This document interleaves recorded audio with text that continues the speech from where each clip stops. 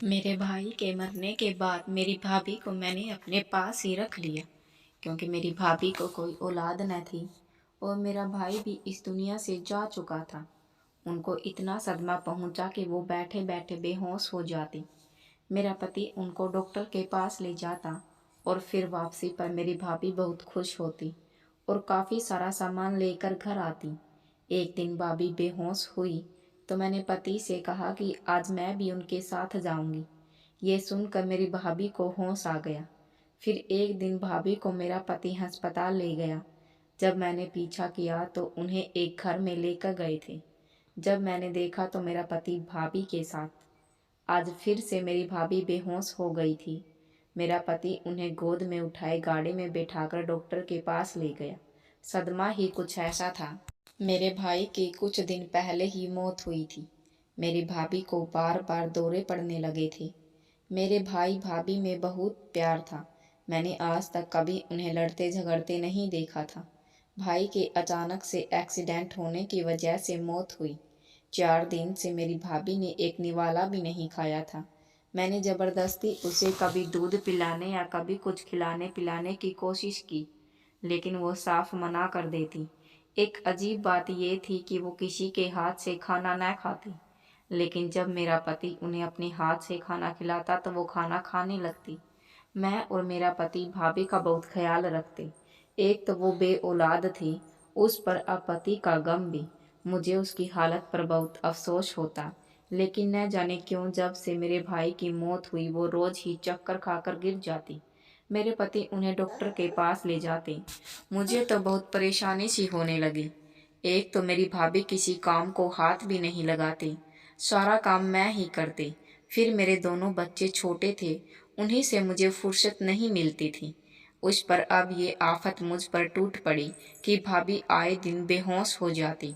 एक बात जो मुझे बहुत परेशान करने लगी थी वो ये थी कि मेरी भाभी मेरे पति से पर्दा नहीं करती थी।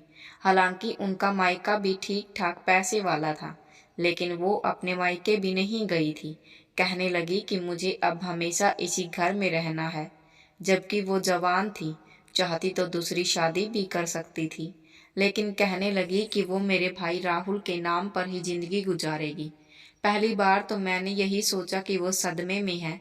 जैसे जैसे वक्त गुजरता गया वो ठीक हो जाएंगी, लेकिन अब तो महीना गुजर गया था। अब मेरी भाभी की हरकतें मुझे कुछ अजीब लगने लगी। वो पूरा दिन कमरे में बंद रहती। खाना नाश्ता मैं उन्हें कमरे में देकर आती। कोई मोहल्ले की औरत उनसे मिलने भी आती तो वो कमरे से नहीं निकलती और मिलने से इनकार कर देती। मुझे राहुल के बारे में बात करके दुख होता है। अब ये भी नहीं था कि वो हर वक्त रोती रहती थी, पूरा दिन नॉर्मल ही रहती। लेकिन जैसे ही मेरे पति घर में आते वो कमरे से बाहर आ जाती और मेरे पति से लिपट कर रोने लग जाती। कहने लगती, तुम्हारा जीजा ने मुझे क्यों अकेला छोड़ दिया, मैं अब किसके सहारे जीऊँगी। मुझे न जाने क्यों अब भाभी की बात बुरी लगने लगी थी।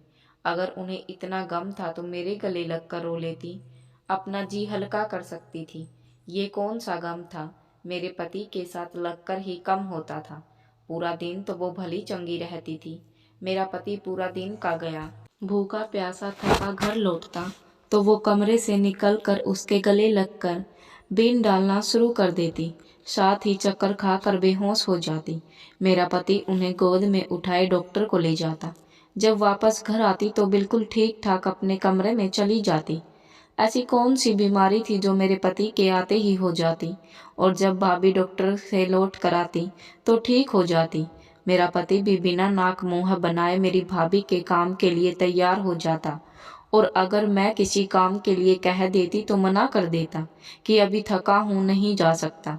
तुम्हें मेरा एहसास होना चाहिए, सारी जिम्मेदारियां अब मुझ पर आ गई हैं। मैं चुप हो जाती क्योंकि वो मुझे साफ साफ जवाब दे देता और भाभी को कुछ न कहता। मेरी भाभी जवान थी, मेरे पति की हम उम्र थी। मेरे भाई मेरे पति से 5 साल बड़े थे। उनकी शादी के फौरन बाद ही मेरी माँ चल बसी और ससुर पहले ही जा चुके थे। घर में बस हम ही रहते। इन्हें भी पसंद करने मेरी भाभी आई थी। देखने में मेरी भाभी बहुत खूबसूरत थी, लेकिन एक आम शक्ल सूरत की मालिक थी। मेरे पति भी काफ़ी हैंडसम थे। वैसे मेरा भाई मामूली शकल सूरत के मालिक था, लेकिन व्यवहार में बहुत अच्छा था। 4 साल मेरे ससुराल में बहुत अच्छे गुजरे थे। मेरा भाई मेरे साथ बिल्कुल छोटी बेटी की तरह से पेश आते थे। मेरी भाभी से भी आप कहकर बात करते थे। कभी ऐसा नहीं हुआ था कि मेरी भाभी ने कोई फरमाइश मेरे भाई से की हो तो वो पूरी ना की हो। मेरे पति मुझसे शुरू से ही खींचे खींचे रहते। शादी की रात मुझे देखकर ही न जाने क्यों मेरे पति का मूड ऑफ हो गया था। मुंह है सीधे बात भी नहीं की थी, बस हर वक्त मुझ पर गुस्सा करते रहते। 2 साल के बाद मेरे 2 बच्चे हो चुके थे। मेरी भाभी बेऔलाद थी, लेकिन अजीब बात ये थी कि कभी भी मेरे बच्चों को पकड़कर प्यार नहीं किया था। क्या था, वरना एक घर में रहते हुए बेऔलाद की कमी मेरे बच्चों को प्यार करके पूरा कर सकती थी। लेकिन वह हर वक्त बस खुद पर ही ध्यान देती, मुझसे बहुत प्यार से बातें करती और वह घर के कामों की सारी जिम्मेदारी मुझ पर डाल चुकी थी। और खुद कभी जिम जाकर अपनी फिटनेस का ख्याल रखती, तो कभी पार्लर जाकर बस अपने हुस्न को चमकाती रहती। मेरे पति मुझसे उखड़े उखड़े रहते। मुझे रात को ही तैयार होने की फुर्सत मिलती। पूरा दिन मेरी भाभी मुझे किचन के कामों में उलझाए रखती। जब मैं रात को तैयार होती तो अरहान कहते, अब तुम्हारे तैयार होने का क्या फ़ायदा? जब मैं आता हूँ तब तो तुम पसीने से भीगी होती हो। देख कर ही मेरा मूड खराब हो जाता है। एक तो पहले ही आम शक्ल सूरत की हो, उस पर अब आओ तुम बेहाल नजर आती हो। मेरे आने से पहले अपने सब काम खत्म कर लिया करो। अपनी भाभी को देखो, भाई के जाने के पहले कैसे खूबसूरती से भरी होती थी। उन्हें देखकर ही दिल बाग बाग हो जाता है। मुझे अरहान की बातें कुछ समझ नहीं आती। मुझे अरहान की बातों से तकलीफ तो बहुत होती थी, लेकिन मेरा मसला ये था कि मैं चुप दबी सी लड़की थी। मुझे ज़्यादा चालाकियाँ नहीं आती थी। मुझे शादी की पहली रात अरहान ने यही कहा था कि मैं उनकी कोई बात ना टालूं, कभी उनके साथ बहस ना करूं। मैंने कभी उनके साथ किसी भी मामले में बहस नहीं की थी। मेरी रंगत साफ सुथरी थी, लेकिन घर की जिम्मेदारियों में लगकर मुझ पर इतनी फुर्सत नहीं मिलती कि मैं अपने पति से आने से पहले तैयार होकर बैठ जाया करूं। बल्कि अक्सर ये होता कि जब भी मेरे पति के आने का वक्त होता तो मैं किचन का काम निपटा कर कमरे में जाने ही लगती थी, तो मेरी भाभी तैयार होकर अपने कमरे से निकलती और मुझसे कहती कि शिखा, तुमने सलाद तो बनाया ही नहीं। तुम्हें पता है ना अरहान को सलाद कितना पसंद है। चलो पहले सलाद बना लो। कैसी बीवी हो तुम, अपने पति की पसंद नापसंद का भी तुम्हें पता नहीं है। मुझे देखो, राहुल के साथ साथ अरहान की पसंद नापसंद का भी मुझे अच्छी तरह पता है। मैं सलाद बनाने लगती। जैसे ही अरहान घर लौटते मेरी भाभी फौरन से घर का दरवाज़ा खोलकर मुस्कुराकर अरहान को नमस्ते करती। अरहान भी मुस्कुराकर जवाब देता, ये भी कहता कि भाभी आज तो आप बहुत अच्छी लग रही हैं, थोड़ा बहुत मेकअप करने की तमीज़ शिखा को भी सिखा दो। मैं घर आता तो किचन में ही नजर आती है। थोड़ा सा भी इसके करीब होकर बात करो तो अदरक लहसुन और पसीने की बदबू मेरा जी मतलाने लगता है। अरहान की बात सुनकर मेरी भाभी खिलखिलाकर हंसने लगती। कहती, भाई साहब तुम्हारी बीवी में सुस्ती बहुत है, पूरा दिन घर का काम भी उससे खत्म नहीं होता। मैं तुम्हारे भाई के आने से पहले सब काम निपटा कर देखो कैसे फ्रेश हो जाती हूँ। लेकिन मुझे यह बात समझ नहीं आती थी कि ये रंग रूप को वो सिर्फ अरहान को ही दिखाती थी। जब मेरा भाई अपने काम से थके आते तो तब भी वो आंगन में अरहान के साथ बातों में बिजी रहती। बाहर की डोरबेल बजती तो मुझसे कहती कि शिखा, दरवाज़ा खोलो, तुम्हारे भाई आए होंगे। मैं किचन से सलाद बनाने के बाद रोटियां पकाकर बाहर निकलती, दरवाज़ा खोलती, अपने भाई को नमस्ते करके अपने कमरे में चली जाती। जब नहा धो कर जल्दी नीचे आती तो भाभी टेबल पर खाना लगा चुकी होती। बल्कि कई बार तो ये होता कि अरहान और भाभी खाना खा चुके होते। मेरे भाई भी थके हुए आते। जब वो फ्रेश होकर बाहर आते तो उनका खाना भी ढका हुआ रखा होता। भाभी अरहान के साथ टीवी देख रही होती, लेकिन मेरा भाई उन बातों को महसूस नहीं करता। वो चुपचाप खाना खा लेती। जैसे ही खाना खाकर खाली होती, भाभी मुझसे कहती कि अब किचन तुम संभालो, मैं बहुत थक गई हूँ। मैं टेबल से बर्तन उठाने लगती और ये भी सोचती कि पहले भी तो मैं ही किचन संभालती हूँ, वो करती ही क्या है। बस अपने हुस्न को चमकाती रहती हैं। शादी के चंद माह बाद ही मैं गर्भवती हो गई थी। अरहान का रवैया भी मुझसे कुछ बेहतर हो गया था। जब मेरा पहला बेटा हुआ तो अरहान के साथ साथ मेरा भाई भी बहुत खुश हुआ था। उन्हें बच्चों की बहुत ख्वाहिश थी। वो जब भी घर लौटते मेरे बेटे को पकड़ लेते, इससे बहुत प्यार करने लगते। वही उनके उल्टा मेरी भाभी मेरे बेटे को नहीं पकड़ती थी। वो मुँह से भी बहुत कहती कि उन्हें औलाद की बहुत ख्वाहिश है, लेकिन मैंने कभी उनकी आंखों में औलाद की तड़प नहीं देखी। अभी बड़ा बेटा चंद माह का ही हुआ था कि मैं फिर से गर्भवती हो गई। मुझे लगा कि मेरी खराब तबीयत को देखते हुए मेरी भाभी मेरा एहसास करेंगी, लेकिन मेरी जिम्मेदारी इतनी ही रही। छोटे बच्चे के साथ इस हालत में भी मैं किचन के सब काम संभालती। अगर कभी अरहान से शिकायत कर भी देती कि भाभी मेरी बिल्कुल मदद नहीं करवाती, तो वो मुझ पर चिल्लाने लगते, कहते कि तुम अब जाहिल औरतों की तरह लड़ाई झगड़े शुरू कर दो ताकि हमारे घर में फसाद पड़ जाए। भाभी भी तो है, मजाल है कि उन्होंने कभी तुम्हारी बुराई की हो मुझसे, क्योंकि वो घर बनाना जानती है, रिश्ते निभाना जानती है, तुम्हारी तरह नहीं है। खबरदार दोबारा भाभी के खिलाफ कुछ कहा। जरा सा काम क्या बढ़ गया, तुम तो मेरे सिर पर चढ़ गई हो। अरहान मेरी बात सुनते ही नहीं थे। मुझे समझ नहीं आती थी कि भाभी दिन भर करती क्या थी। किचन की सारी जिम्मेदारी मुझ पर डाल रखी थी। सफाई, कपड़े धुलाई वो कर लेती थी, बाकी करने को बचता भी क्या था। दूसरा बेटा होने पर मैं बिल्कुल घन चक्कर से बनकर रह गई। अक्सर ऐसा होता कि मैं बच्चों और घर की जिम्मेदारियों में अरहान को बिल्कुल वक्त नहीं देती। बाकी मैं दिन भर की थकी होती थी, लेटते ही गहरी नींद सो जाया करती। खुद के लिए भी कुछ वक्त नहीं मिलता था। और अजीब बात तो ये थी कि अरहान ने मुझसे शिकायत करना छोड़ दी थी। मुझे तो यही लगा कि अरहान मेरी मजबूरी से देखकर मेरा एहसास कर रहे हैं, लेकिन हकीकत कुछ और ही थी। चंद माह पहले की बात है, मेरा भाई जब बहुत चुपचाप रहने लगा और सिगरेट भी बहुत ज़्यादा पीने लगा। सिगरेट वो तब भी पीते थे, लेकिन कभी कभी, लेकिन अब तो हर वक्त सिगरेट पीते थे। नजर आते किसी गहरी सोच में डूबा रहता। मेरी भाभी को वो ही रूटीन था, अपनी फिटनेस का ख्याल रखना, सजना संवरना, और वो लापरवाह किस्म की औरत थी, या शायद खुद पसंद थी। मेरे भाई की उन्हें खास परवाह नहीं थी। मेरे बच्चों का जुड़वे बच्चों वाला हाल था। एक बीमार होता तो दूसरा भी बीमार पड़ जाता। एक को भूख लगती को दूसरे को भी लग जाती। मुझे खाना बनाने के लिए रात को उठकर किचन में जाना ही पड़ता था। मैं जब कमरे से निकल कर लाउंज में आती तो मेरा भाई अपने कमरे की बजाय लाउंज में बैठा सिगरेट पी रहा होता। वो किसी गहरी सोच में डूबा था। ना उन्हें मेरे किचन में जाने का पता चलता, ना ही वापस अपने कमरे में जाने का। वो अपनी ही सोचों में मगन थे। जब मैं कमरे में गई तो दोनों बच्चे रो रहे थे। अरहान उनकी वजह से उठकर गुस्से में लग रहे थे।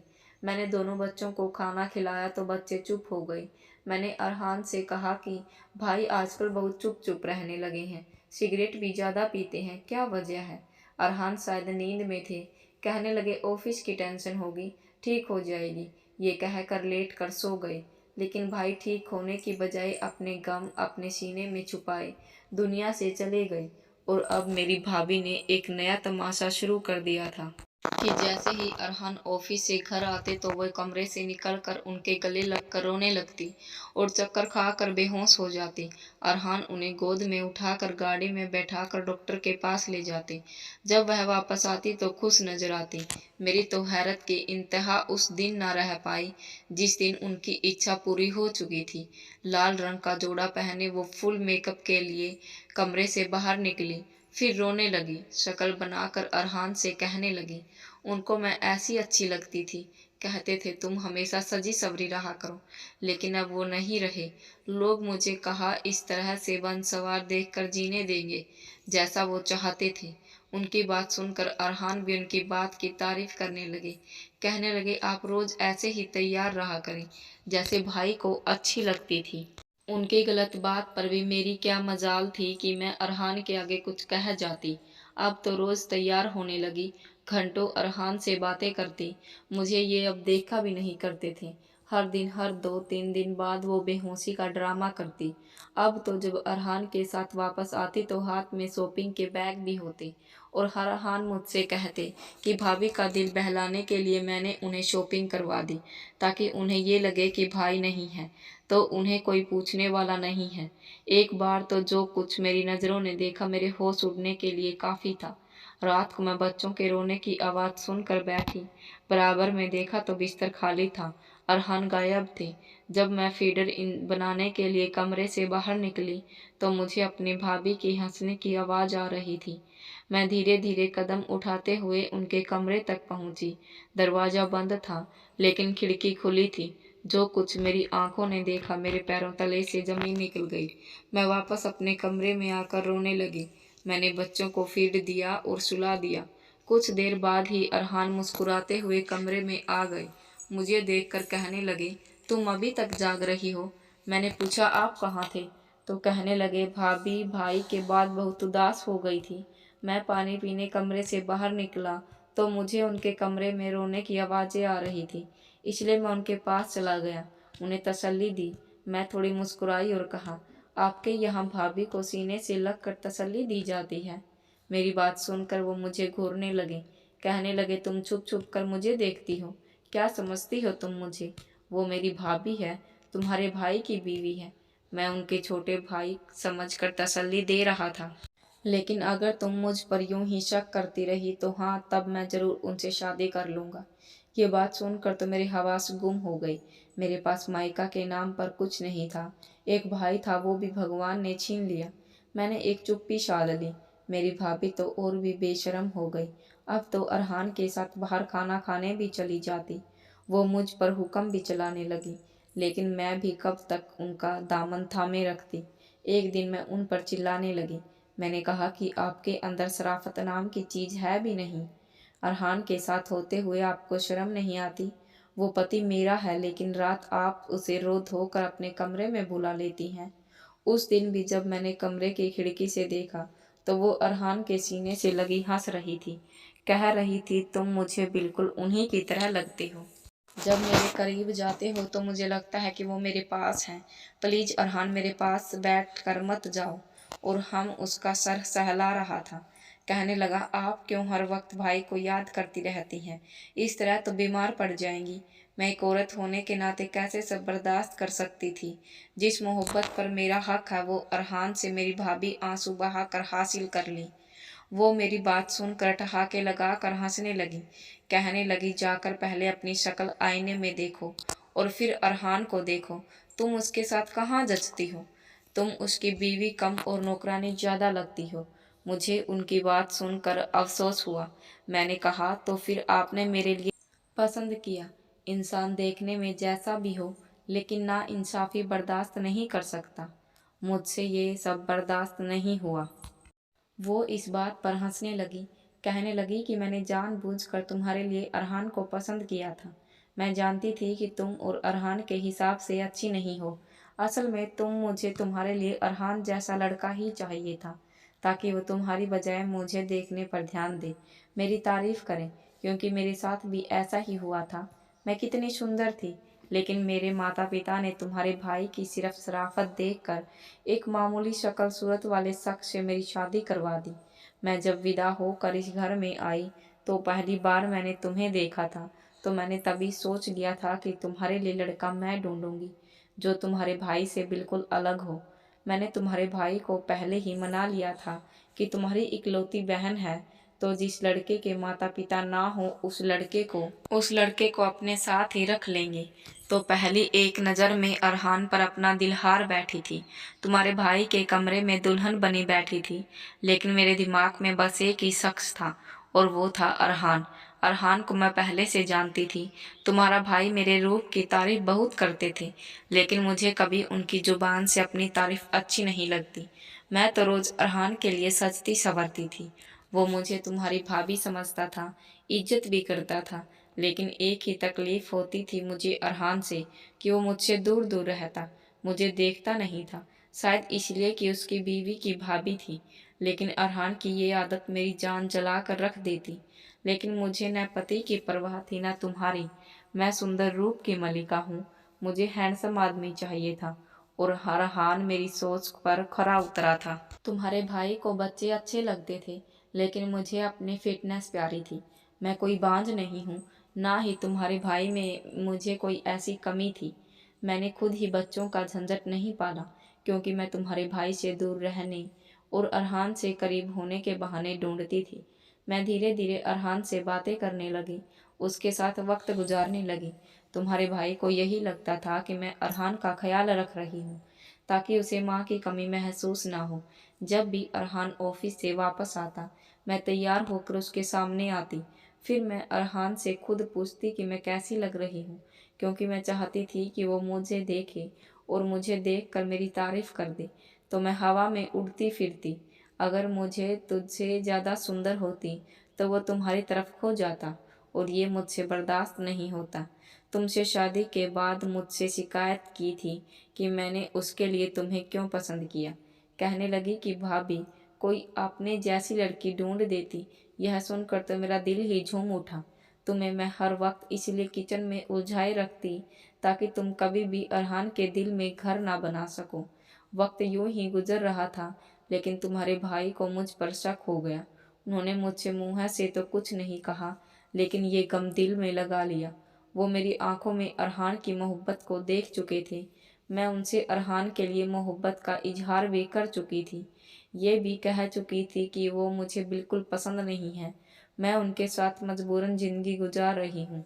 उसके बाद से तुम्हारे भाई को कमरे की बजाय लाउंज में सोने लगे, चुप चुप रहने लगे। शायद इनसे ये बात बर्दाश्त नहीं हुई, इसलिए मेरी उनसे जल्द जान छूट गई और अरहान की सारी हमदर्दियाँ मेरे साथ हैं। वो दिन दूर नहीं कि जब अरहान मुझसे शादी करके तुम्हें धक्के देकर घर से बाहर निकालेगा। मैं हैरत से फटी फटी आंखों से अपनी भाभी की गंदी इरादे सुन रही थी। जब बाहर का खुला देखा, अरहान बड़े गुस्से से अंदर आ गया और एक जोरदार तमाचा मेरी भाभी के मुंह पर मार कर कहने लगा कि मैंने आपको अपनी बड़ी बहन समझा था और आप ऐसी घटिया सोच रखती हैं। मेरे बाप जैसे भाई को आपने मौत के घाट उतार दिया। अभी अभी यहाँ से दफा हो जाएं, वरना मैं आपको जान से मार डालूंगा। जिस गुस्सैल अंदाज से अरहान बोल रही थी, लगता था कि वह भाभी की सारी बातें सुन चुके थे। मैं दिल में अपने भगवान का शुक्र अदा किया, क्योंकि मेरी बात पर तो शायद कभी भी भरोसा ना करते। मेरी भाभी की सच्चाई अरहान के सामने खुल चुकी थी, इसलिए तो वे वहां से चली गई। अरहान मुझसे नजरें झुकाकर कहने लगे कि मुझे माफ़ कर दो। मैंने जो किया है, जो भी हमारा भगवान ने दूसरों के साथ बनाया है, उसे उसी नज़र से देखा और गुजारा जाए। उसी में सबकी भलाई होती है। धन्यवाद दोस्तों।